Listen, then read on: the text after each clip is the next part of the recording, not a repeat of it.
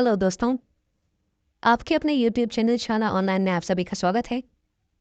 आज हम इस वीडियो में बात करने वाले हैं कि प्रोबेशन पीरियड में एक राजकीय कार्मिक को कितने कैजुअल लीव यानी आकस्मिक अवकाश दिए होते हैं। साथियों, इस संबंध में बहुत असमंजस रहता है कि कितने हमें कैजुअल लीव यानी कि CL दे होंगे, कितने CL हमें मिलेंगे और उनकी गणना कब से कब तक होगी। तो इस संबंध में 3 आदेश मैं आपके सामने आज लेकर आ रहा हूँ। आइए चलिए उन्हें देखते हैं। इसमें पहला ही आदेश है जो 22 मई 2019 को निकाला गया था। यह आदेश कार्य निदेशक माध्यमिक शिक्षा राजस्थान बीकानेर की ओर से जारी किया गया था।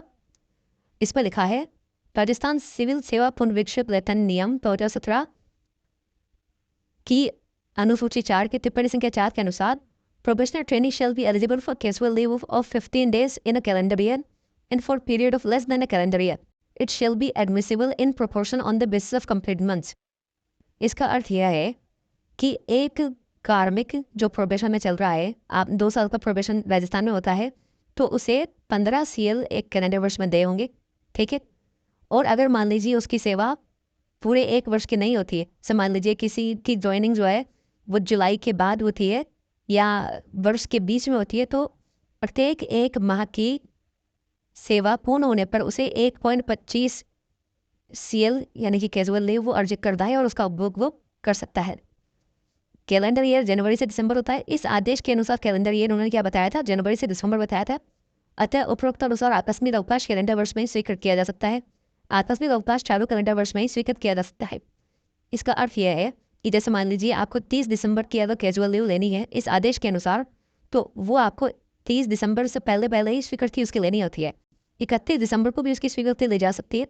अगर आपने कैजुअल लीव ले दी है तो उसकी स्वीकृति उसी कैलेंडर वर्ष में आपको लेनी होती है। यानी कि जैसे मान लीजिए इस कैलेंडर वर्ष की स्वीकृति आप कैलेंडर वर्ष की समाप्ति के पश्चात अगले कैलेंडर वर्ष में नहीं दे सकते। कैलेंडर वर्ष समाप्ति के पश्चात पूर्व वर्ष के बकाया आकस्मिक अवकाश लैप्स हो जाते हैं। जैसे मान लीजिए इस कैलेंडर वर्ष में अगर मान लीजिए आप अपने पूरे 15 आकस्मिक अवकाश नहीं ले पाते हैं, तो जो आपके जितने भी आकस्मिक अवकाश शेष रह जाएंगे वो सब कैलेंडर वर्ष समाप्त होते ही वो भी लैप्स हो जाएंगे, जिन्हें पूर्व प्रभाव से स्वीकृत नहीं किया जा सकता। इसका मतलब नया कैलेंडर वर्ष लगने के बाद पहले के जो कैलेंडर वर्ष के आकस्मिक अवकाश थे उनकी स्वीकृति नहीं निजे। इस आदेश जो 22 मई 2019 को जारी किया गया था, उसके बाद एक दूसरा आदेश जारी किया गया, उसे आप देखिए। यह आदेश जारी किया गया था 4 सितंबर 2019 को, उसी वर्ष जारी किया गया था। देखिए, इस कार्यालय के आदेश क्रमांक शिविरा माध्य स्तरीय 34848 2017 दिनांक 22/5/2019 के अनु द्वारा परिवीक्षा काल में आकस्मिक अवकाश के संबंध में निम्नानुसार आदेश जारी किए गए थे। राजस्थान सिविल सेवा पुनरीक्षित वेतन नियम 2017 की अनुसूची 4 की टिप्पणी संख्या 4 के अनुसार probationer trainee shall be eligible for casual leave of 15 days in a calendar year and for a period of less than a calendar year. It shall be admissible in proportion on the basis of varied months.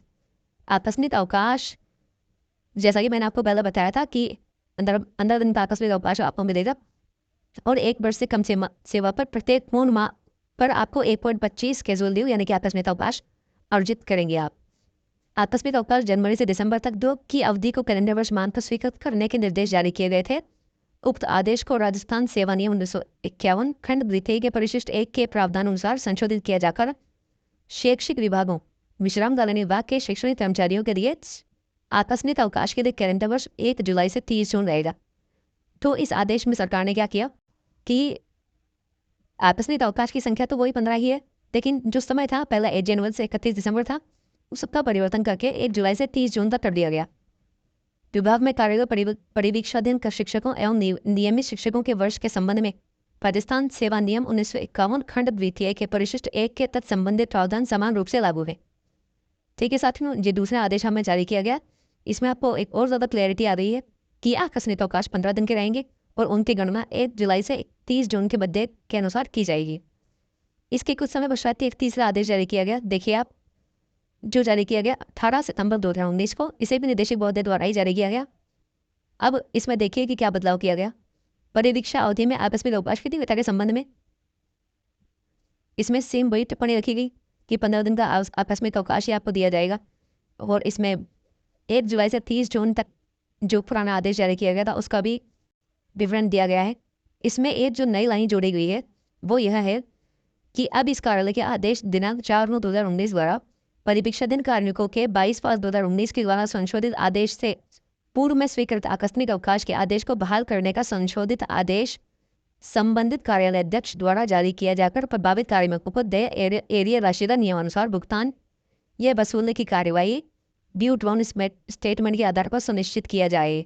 इसका अर्थ है कि जैसे कि प्रारंभ में वित्तीय वर्ष 1 जनवरी से 31 दिसंबर किया गया था, एवं यदि किसी के द्वारा जनवरी माह में या किसी के द्वारा एक वित्तीय वर्ष का के कैजुअल लीव यानी कि आकस्मिक अवकाश का उपभोग के द्वारा अगले वित्तीय वर्ष यानी कि जनवरी में किया गया था, तो उसका वेतन काटा गया था।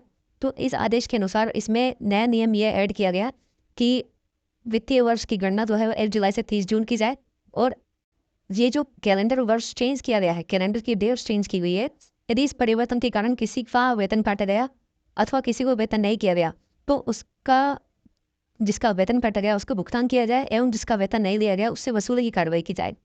तो इस प्रकार माध्यमिक शिक्षा राजस्थान बीकानेर द्वारा 3 आदेश जारी किए गए। इसमें प्रोबेशनल कार्मिकों को 15 आकस्मिक अवकाश दिए जाने एवं उनकी गणना 1 जुलाई से 30 जून करने, एवं यदि कि राजकीय कार्मिक की सेवा 1 वर्ष से कम है तो प्रत्येक 1 पूर्ण माह की रात की सेवा पर 1.25 आकस्मिक अवकाश दिए जाने का आदेश दिया गया है। तो इस प्रकार आप समझ चुके हैं कि आकस्मिक अवकाशों की गणना आपको किस प्रकार करनी है। इस वीडियो पर यही समाप्त किया जाता है। धन्यवाद।